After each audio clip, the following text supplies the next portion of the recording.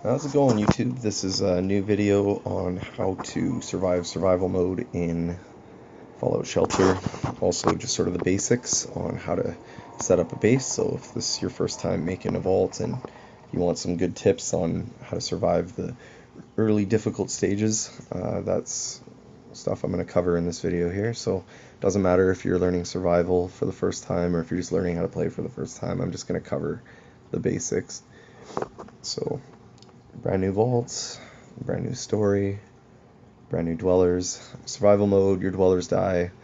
They don't come back to life. In regular Fallout Shelter, if your dwellers die, you can buy their lives back. But not the case in real life Fallout Shelter, also known as survival. So keep your dwellers alive. That's kind of the aim of the game. And a big part of that is having a super minimal base at the start until you can get some decent weapons and stuff. So this is a new vault. Yeah, you can build all up in there eventually, but for now you got like no money. These are some dwellers. You can see their special stats. So these stats determine how good they do out in the wasteland or how useful they are in certain rooms in your vaults. And these are rooms. You unlock a bunch later. The essential ones start with power generator for making power, diner for making food, living quarters to let more dwellers in. And I already have an idea how I want the layout to be, so I'm putting these in a specific order. If I have to rearrange them later, it's just expensive and annoying. So, and you'll see that, one sec, I'll just say this. So, water treatment, boom. So I have my layout the way I like it. And normally you don't get an extra elevator down here, but it seems to be a glitch where you get an extra elevator when you place one there on its own like that. So not my fault, but something I can take advantage of. Here we go. Don't really care about it. I would almost rather just not have that happen, but whatever. So here we go. Now I'm arranging my dwellers by assigning them according to their stats, so they're the most useful in these rooms. And you'll see I completed an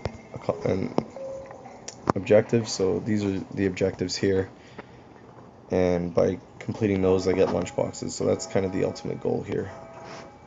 And now since there's a fire that started, I can't bring more dwellers in. That was a bit of an early blaze, but I can bring in a dweller to help him fight the fire. Having just one dweller in there means his health drains pretty fast, and also it takes him a lot longer to put out the fire. So there we go. Look at that. That'll slow down his health from deteriorating, and they're done much quicker. So that's done. Now I can start moving in new dwellers. Intelligence, agility. So agility, food.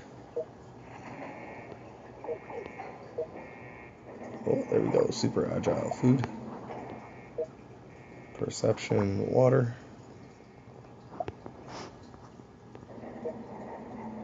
And I gotta pick someone with decent strength, so luck and endurance. So I'd rather have him go out to the wasteland. Luck and endurance are pretty good for going out to the wasteland. So it looks like I got two people that I'm cool with sending out into the wasteland. Get supplies, and I'm running out of energy. And one of my objectives is to complete a rush. So rush, you get energy right away, you get some caps, but you have a chance of failure, like on cue. And now you have an option to upgrade rooms, but if I upgraded this room, these guys would have a lot harder time making power. So early on in the game, lowest level room, no exceptions. And I'm only going to make a room with an extended room if I can stick 4 people in it all the time. Otherwise, I'm just going to have rooms this size right now.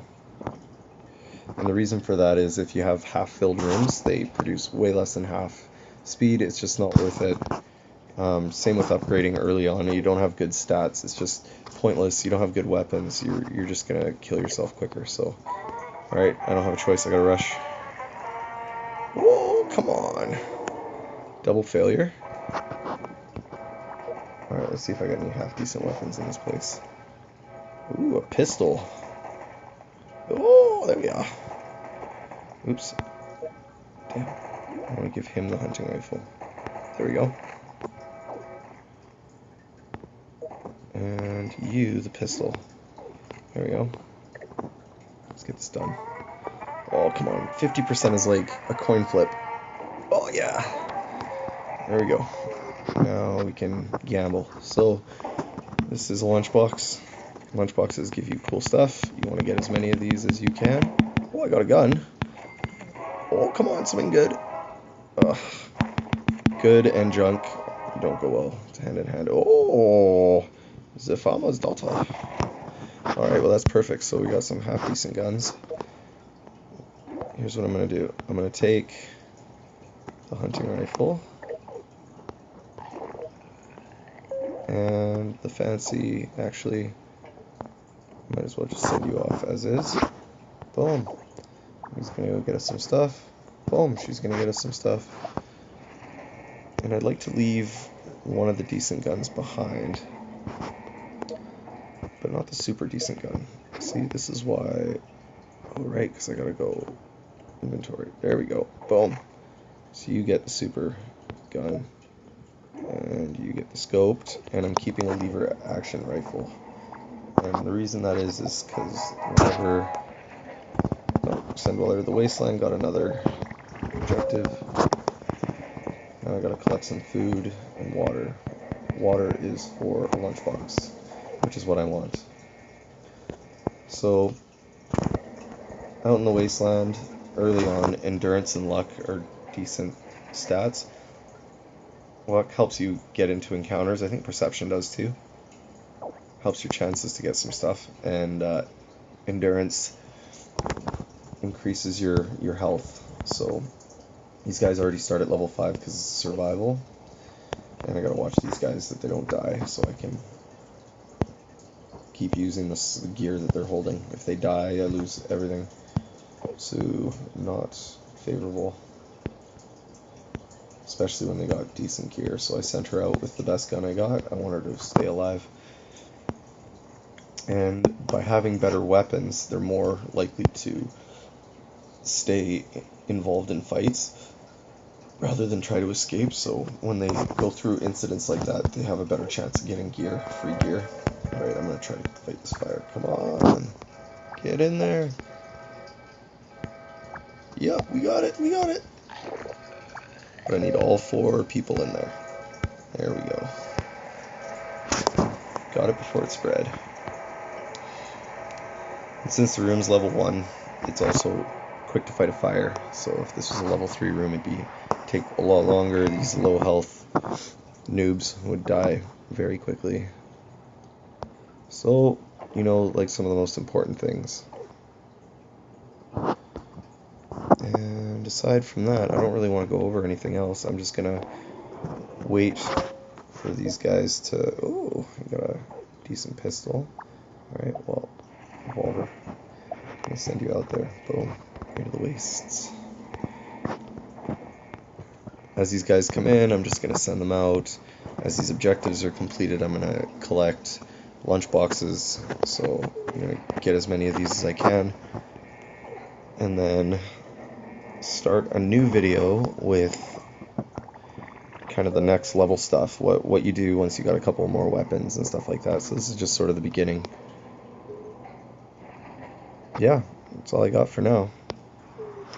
Take care, YouTube.